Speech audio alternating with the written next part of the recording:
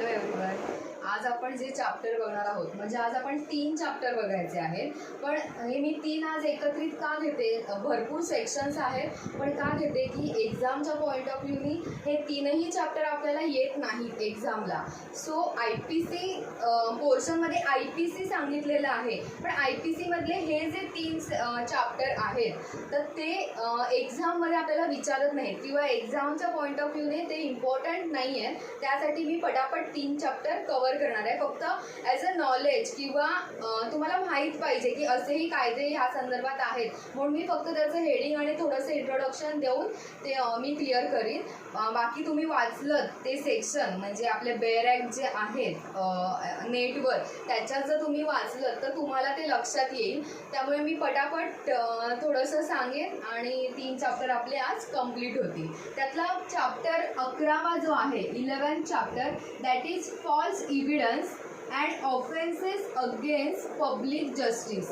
That is section 191 to 229A असा हा section आहे. त्याचा हा पहिला हा आपला चॅप्टर आहे म्हणजे आजचा पहिला चॅप्टर आहे. त्याच्यामध्ये पण 3च सेक्शन इम्पॉर्टंट आहे, ते एक्झामला विचारतात.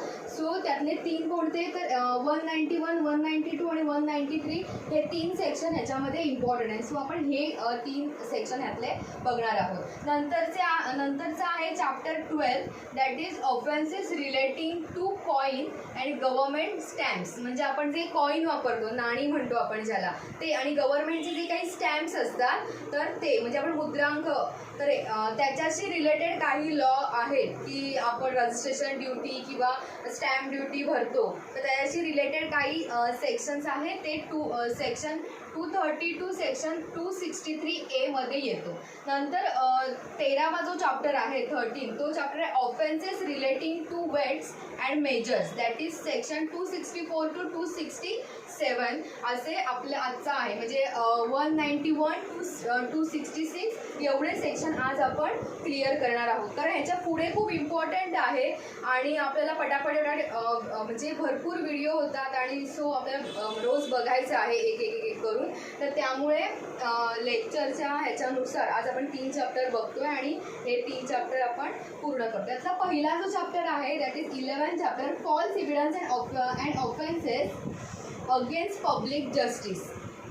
तर आपले जे काही आपण म्हणजे न्यायाच्या दृष्टीने किंवा जस्टिस याच्या दृष्टीने काही खूपदा आपण बघतो की अरे ह्याने गुन्हा केला तरी पण आरोपी सुटला कसा काय, मग त्याच्यावर का सुटतो आरोपी, की कोणीतरी खोटी साक्ष देतो, खोट्या गोष्टी जमा केल्या जातात किंवा पोलिसांना खोटी माहिती दिली जाते त्यामुळे आरोपी सुटतो. कोर्टात काय प्रोसिजर चालली आहे हे बघायला आपण जातो का? कधी नाही. आपण डिरेक्टली बोलतो की हा सुटला कसा, म्हणजे न्यायदान कोण करतं, आपल्याला न्याय मिळत नाही असं आपण म्हणतो, पण आपणच त्याला कारणीभूत असतो. जज काय असतो, डोळ्याला पट्टी लावलेली असते की नाही न्यायदेवतेच्या, जे आपल्याकडे मांडलेलं आहे त्याच्यावरच फक्त जज डिसिजन देत असतो. जज काय बाहेर बघायला जात नाही की खोटी माहिती दिली का खरी. त्यामुळे आपण खरी माहिती देणं हा आपला पहिला राईट आहे की आपण पोलिसांना, पब्लिक सर्वंट्स आहेत त्यांना नेहमी ह्या केसमध्ये हेल्प करणं, जे आधी आजच्या सेक्शनमध्ये सांगितलेलं आहे की त्यांना मदत करणं हे आपलं पहिलं कर्तव्य आहे. तर आपण त्यांना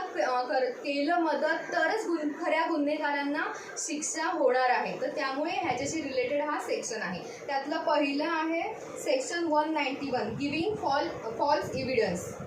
giving false evidence that is त्याला आपण परजुरी असं पण म्हणतो. परजुरी असं देखील फॉल्स एव्हिडन्सला म्हणतात. आपण परजुरी हा शब्द ऐकला असणार. Whoever being legally bound by an oath or by express provision of a law to state the truth or being bound by law to make a declaration upon any subject makes any statement which is false and which he either knows or believes to be false or does not believe to be true is said to give false evidence. म्हणजे काय की जी व्यक्ती की जी शपथ घेणार आहे, जी शपथ घेणार आहे, आपण काल बघितलं अफर्मेशन्स किंवा ओथ घेणार आहे जी व्यक्ती, ती ओथ घेऊन सुद्धा जी खोटं बोलते किंवा खोटे पुरावे सादर करते, जसं की विटनेसेस असतात, विटनेसेसना जेव्हा विटनेस बॉक्समध्ये कोर्टात घालतात तेव्हा त्यांच्याकडे पहिली शपथ घेतली जाते की देवा शपथ खरं सांगेन म्हणा वगैरे, आणि हे असं बोलून सुद्धा जो व्यक्ती खोटं बोलतो किंवा खोटे पुरावे सादर करतो किंवा खोटी साक्ष देतो तर त्याला ह्याच्या अंडर शिक्षा होते. मग ह्यात मला माहीत नव्हतं, मला त्याच्यात कसं घेतलं, माझी खोटी सही सुद्धा आपण करतो, आपण हे असं करून सुद्धा माझी सही नाही आहे असा जर आपण त्याच्यात पुरावा दिला की ही सही माझी नाही आहे, मला खोटं बोलून माझ्याकडनं सही करून घेतली, तर हे त्याच्यात ग्राह्य धरत नाही, ते तुम्हीच केलं हे ग्राह्य धरून तुम्हाला त्याच्या अंडर शिक्षेस पात्र तुम्ही होता. असा हा सेक्शन 191 आहे. त्यानंतर section 192 that is fabricating false evidence. तर फॅब्रिकेटिंग म्हणजे काय, सेम आहे, फक्त त्यात काय होते की खोटे पुरावे देणे होतं. आता ह्याच्यात काय फॅब्रिकेटिंग फॉल्स इव्हिडन्स. फॅब्रिकेटिंग म्हणजे काय, पुरावा रचणे. तर पुरावा रचला म्हणजे whoever causes any circumstances to exist or makes any false entry in any book or record or electronic record or makes any document or electronic record containing a false statement intending that such circumstances, false entry or false statement may appear in evidence in a judicial proceeding or proceeding taken by law before a public servant as such or before an arbitrator, and that such circumstances, false entry or false statements so appearing in evidence may cause any person who in such proceeding is to form an opinion upon the evidence to entertain an erroneous opinion touching any point material to the result of such proceeding is said to fabricate false evidence.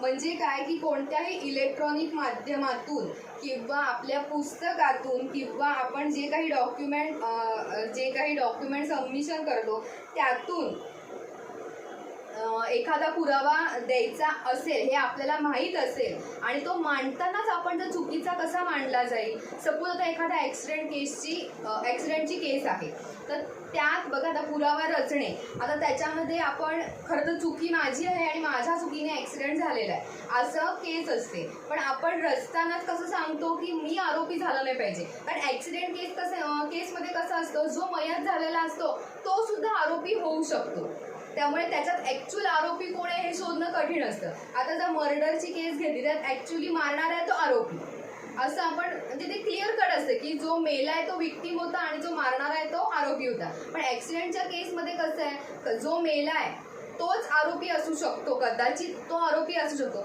असं नाही की जो जिवंत राहिलाय तोच आरोपी आहे, असं नाही ना, जो मेलाय तो पण आरोपी असू शकतो. त्यामुळे ते पोलिसांना शोधावं लागतं की गाडी कुठून आली, गाडीचे काही चिन्ह दिसत आहेत का, मग ते कसे आहेत, त्यांचं स्पीड लिमिट काय होतं, त्यासाठी गाडीचं जर आपण पूर्ण जी गाडीची बॉडी असते ती जर चेक केली ज्या इंजिनियरच्या थ्रू, तर आपल्याला कळतं की त्यावेळी कोणता गिअर टाकला होता, गाडीचा स्पीड काय होता, गाडी कशी चालली होती, त्यातलं काही कमी जास्त होतं का गाडी चालवताना, हे आपल्याला इंजिनियरच्या माध्यमातून आपल्याला कळू शकतं.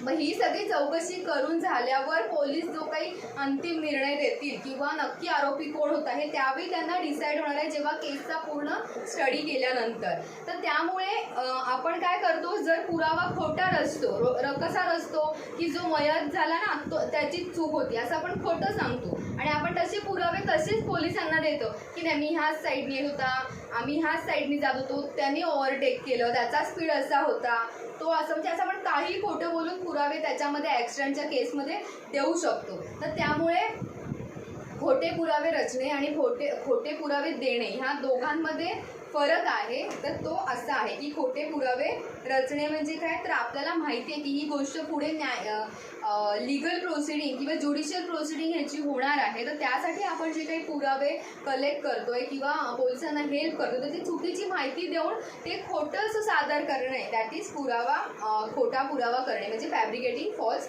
इव्हिडन्स.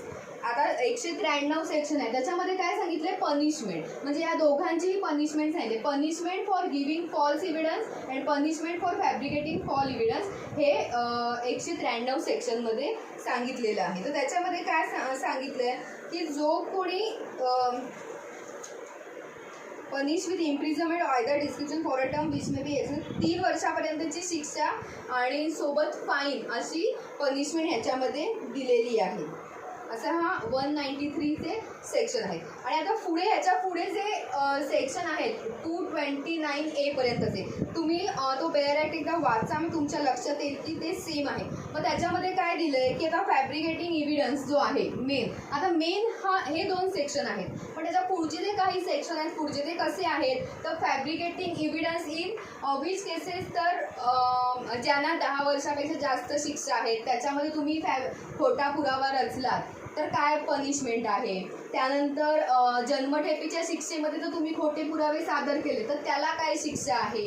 अशा प्रत्येक शिक्षेचं किंवा अशा प्रत्येक केसेसचं त्यांनी तिथे ॲनालिसिस केलेलं आहे आणि तसे ते सेक्शन खाली वाढवलेले आहेत. अदरवाईज सेम आहे, म्हणजे फाशी दिल्या जाणाऱ्या शिक्षेमध्ये जर तुम्ही खोटे पुरावे सादर केले तर त्याला काय आहे, तर हे असं सगळं ह्याच्यामध्ये सांगितलेलं आहे. किंवा एखाद्या व्यक्तीला जर खोटा पुरावा देण्यासाठी त्याला जर एखादं कोणी धमकवत असेल, की जो आरोपी असतो बघा, पोलीस आपल्या तुम्ही कोर्ट केसेसमध्ये बघितलं तर कायम रोजची ही आहे, रोजचं असतं. एखादा जर एखाद्याची पुरावी म्हणजे आपण आय विटनेस जो असतो, eye witness is the main witness for that any case, म्हणजे मर्डर असेल किंवा कोणतीही केस, त्यात आय विटनेस सगळ्यात महत्त्वाचा असतो. आणि माहिती आहे जर बाकी सगळ्यांनी खोटे पुरावे दिले पण आय विटनेस एकटा जरी खरं बोलला किंवा जो विक्टीम एकटा जरी खरं बोलला तरी बाकीच्यांनी खोटे दिले असले पुरावे तरी सुद्धा त्या आरोपीला शिक्षा होते. मग अशा वेळी काय करायचं, ज्या दिवशी तारीख असेल त्या दिवशी त्या विटनेसला पळवणं किंवा त्याला धमक्या देणं, त्याला पैसे देणं आणि त्याच्यापासून परावृत्त करणं, हे अशा ज्या गोष्टी केल्या जातात तर त्याला ह्याच्यामध्ये काय शिक्षा सांगितलेली आहे ते 195A मध्ये सांगितलेलं आहे. किंवा आपली जी सही आहे किंवा असे काही सर्टिफिकेट्स डिस्प्ले करायला, आता मेडिकल सर्टिफिकेट्स असतात किंवा RTO ॲक्सिडेंट केसमध्ये RTOचं सर्टिफिकेट असतं. असे ज्या प्रकारच्या केसेस असतात तर त्या प्रकारची सर्टिफिकेट्स तिथे लावणं गरजेचं असतं. किंवा आता एखादा जर आपली कोणती भ्रष्टाचाराच्या संदर्भातली केस असते तर त्याच्या नोकरीबद्दलचं सर्टिफिकेट म्हणजे त्याचे इतर रेकॉर्ड्स कसं आहे अशी सर्टिफिकेट्स तिथे लावली जातात केसमध्ये. पण त्याच्यामध्ये काय असतं ती खोटी सर्टिफिकेट सादर करणं, तर ह्याला सुद्धा आपल्या ह्याच्यामध्ये IPC मध्ये शिक्षा सांगितलेली आहे. तर हे अशा प्रकारचे आहेत. मग माहीत असून सुद्धा खोटी सर्टिफिकेट देणं किंवा माहीत नसताना ती सर्टिफिकेट खोटं आहे हे कळणं किंवा जे आपण पुरावे दिलेत हे आपल्याला मान्य आहे सांगणं आणि ॲक्च्युअल केस असणं वेगळी, तर हे अशा प्रकारचं 229A पर्यंत अशा प्रकारे आपल्या 11व्या चॅप्टरमध्ये पनिशमेंट सांगितलेली आहे. तर सो आपण जो काही फॉल्स एव्हिडन्स देतो आता आपल्याला माहिती आहे, आता तुम्ही म्हणजे त्यात वेगळं असं काहीच नाही आहे की जे एक्सप्लेन करायचं आहे, फक्त ही मेन डेफिनेशन याची आणि ह्याची गरजेची होती ती तुम्हाला मी वाचून दाखवली आणि बाकी 93ला ह्या दोघांच्याही पनिशमेंट दिलेले आहेत. सो ह्याच्यात 191 मध्ये डेफिनेशन आहे, 192 मध्ये दुसऱ्याची डेफिनेशन आणि 193 मध्ये पनिशमेंट, दोघांचीही पनिशमेंट ह्याच्यात सांगितलेली आहे. आणि ह्याच्या पुढचे जे सगळे सेक्शन आहे 229 पर्यंत तर ते सुद्धा ह्याच्याशी रिलेटेड आहेत की ह्यातला इव्हिडन्स वेगळा पुढचा जे मी आता एक्सप्लेन केलं ते. असा हा आपला 11वा चॅप्टर आहे.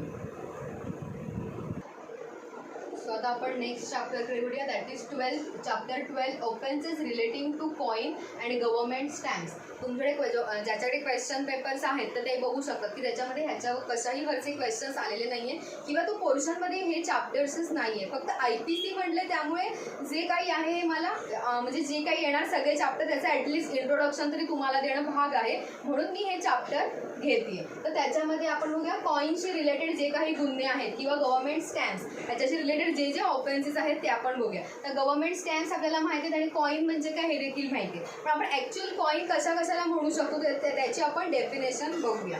कॉईन डिफाईन सेक्शन 230 मध्ये कॉईनची डेफिनेशन दिलेली आहे. Coin is a metal used for the time being as a money and stamp and issued by the authority of some state or sovereign power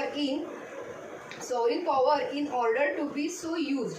Indian coin is a metal stamp and issued by the authority of the government of India in order to be used as a money and metal which has to stamp and issued shall continue to be Indian coin for purposes of this chapter, notwithstanding that it may have ceased to be used as a money.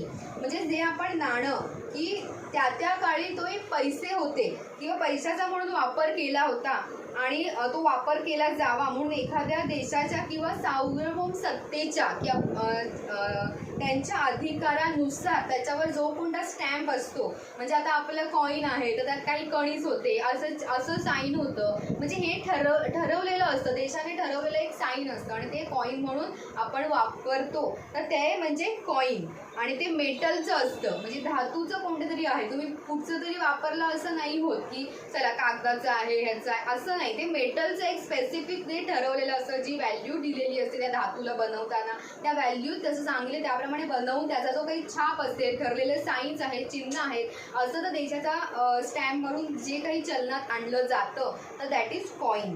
आता त्याच्यात त्यांनी उदाहरणं म्हणून दिलेलं आहे, तर त्याच्यात coin कोणते कोणते नाहीत ते पण दिले.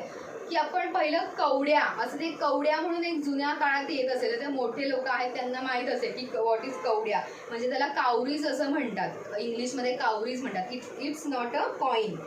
Lumps of an stamp copper through used as a money are not coin. म्हणजे काय की तांब्याचे तुकडे म्हणून असतात ना, आता काय काय लोकांकडे बघा जुने कॉईन्स साठवलेले असतात, त्या तांब्याचे तुकडे असतात, त्याला जर स्टॅम्प नसेल, नुसते ते कोरे तुकडे वगैरे असतील तर ते काही कॉईन म्हणून नसतात. त्यानंतर आपल्याला काही मेडल्स असतात की जी अशी सेम कॉईनसारखी दिसणारी मेडल्स वगैरे मिळालेली असतात, तर ती मेडल्ससुद्धा कॉईन होत नाही, की ज्याचा वापर हा पैशाशी रिलेटेड नसल्यामुळे ते कॉईन्स होऊ शकत नाही.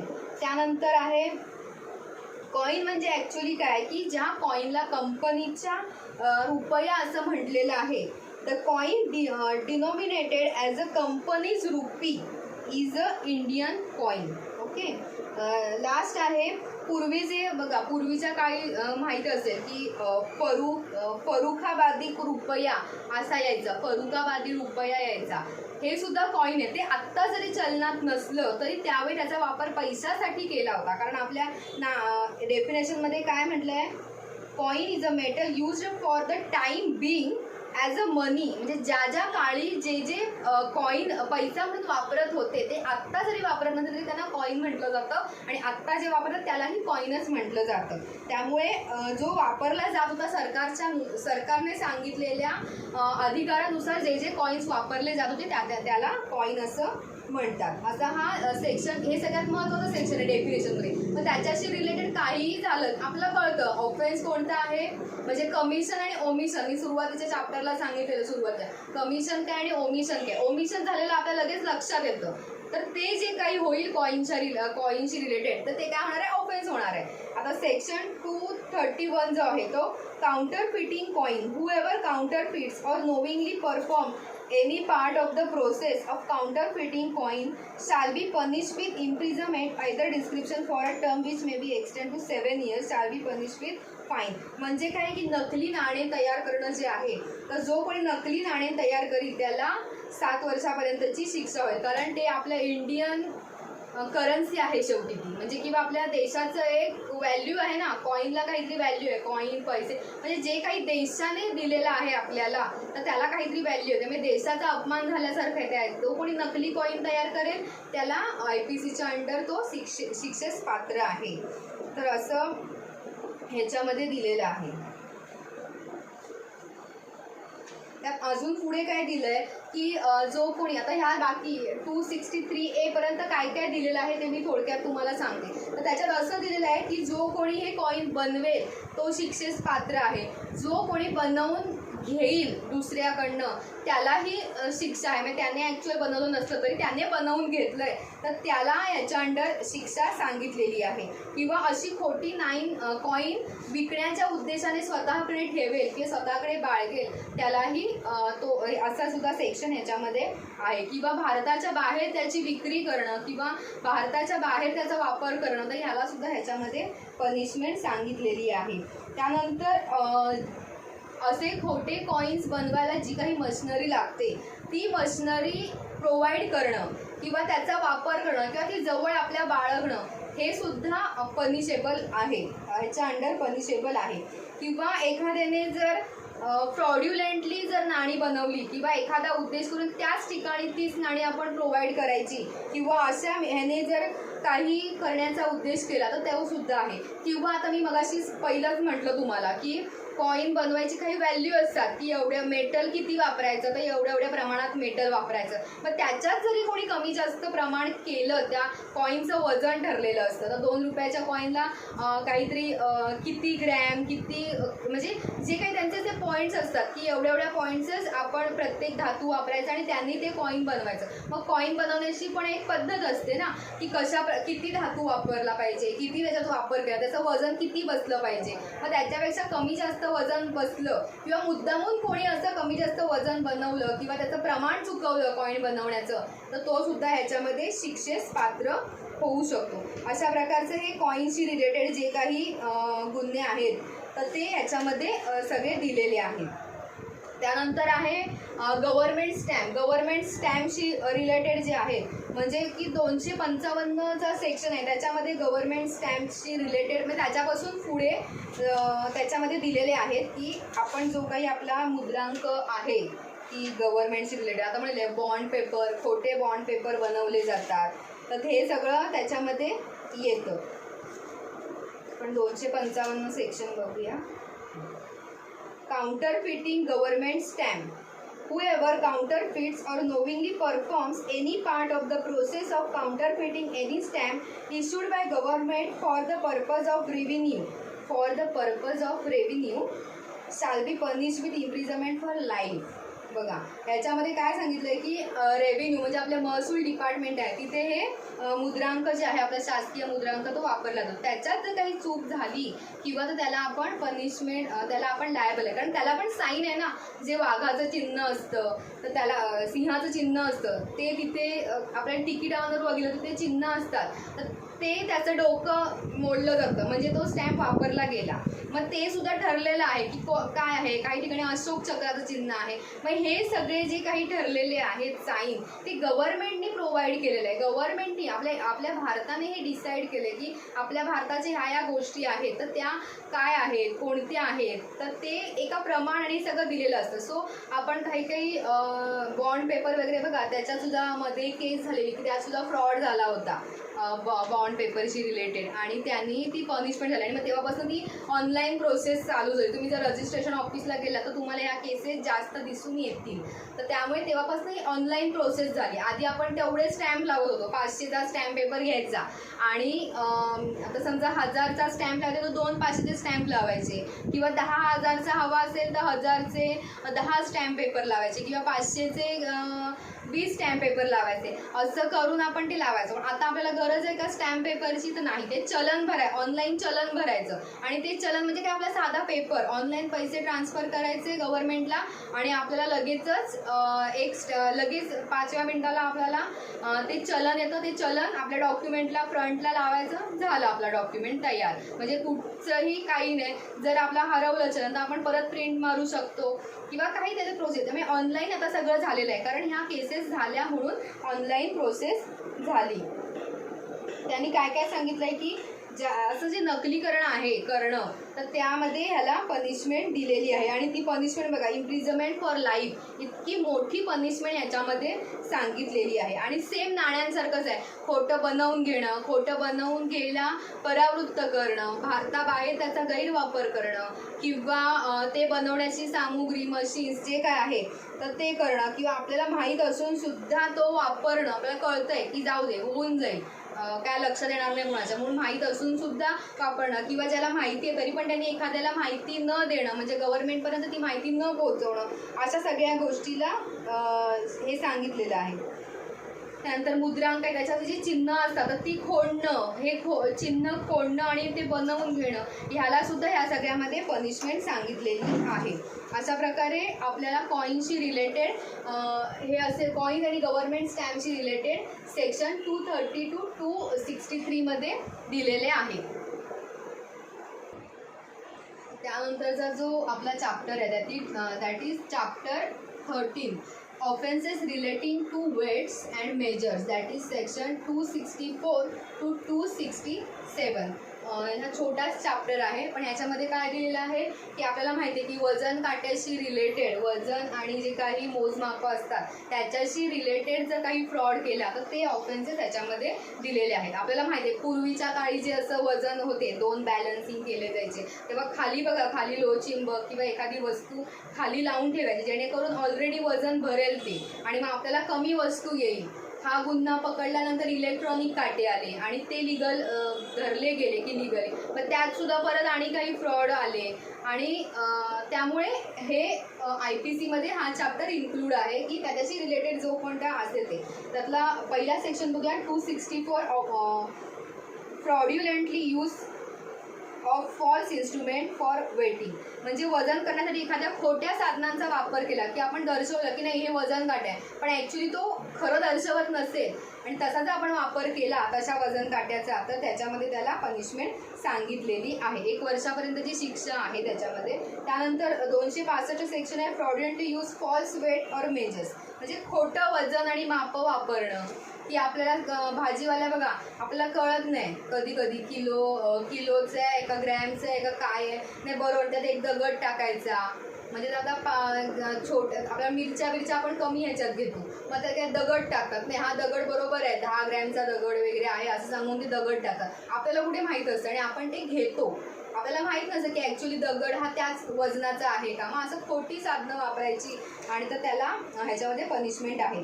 नंतर 266 सेक्शन आहे, being in possession of a false weight or measures. म्हणजे अशी साधनं आपण जवळ बाळगणं, नुसतं वापर नाही तर जवळ बाळगणं, म्हणजे खोटी वजन आणि माप असं दोन्हीही, मेजर्स आणि वेट्स असे दोन्हीही आपल्याकडे बाळगणं, तर ह्याला सुद्धा ह्याच्यामध्ये 1 वर्षापर्यंतची शिक्षा सांगितलेली आहे. तर 267 सेक्शन आहे, मेकिंग और selling false weight or measures. म्हणजे खोटं वजन काटे किंवा मापं बनवणं, तयार करून घेणं दुसऱ्याकडनं किंवा बनवणं आपण स्वतः, आणि विकणं, सेलिंग, मेकिंग और सेलिंग दोन्ही आहे याच्यामध्ये. तर ह्याला सुद्धा 1 वर्षापर्यंतची असू शकेल इतकी पनिशमेंट सांगितलेली आहे. अशा प्रकारे आपला हाही चॅप्टर क्लोज झालेला आहे. अशा प्रकारे हे आजचे आपले 3 चॅप्टर आहेत ते क्लोज झाले आहेत. ते काही एक्झामला येत नाहीत किंवा एवढे काही ते वापरात आपल्या नसतात, पण ह्याला सुद्धा ऑफेन्सेस आपल्या न्यायव्यवस्थेमध्ये ह्या गोष्टींना सुद्धा शिक्षा सांगितलेल्या आहेत किंवा ह्या गोष्टीसुद्धा ऑफेन्सेस आहे हे आपल्या लक्षात ठेवा. ॲज अ नॉलेज म्हणून हे मी शिकवत आहे तुम्हाला. तुम्ही वाचलं तर तुमचं ते लक्षात येईल आणि त्यात जर काही डाऊट आला तर तुम्ही मला विचारू शकता. सो आज आपण इथे 3 चॅप्टर क्लिअर केलेले आहेत आणि आपण आज इथे संपत आहे. थँक्यू.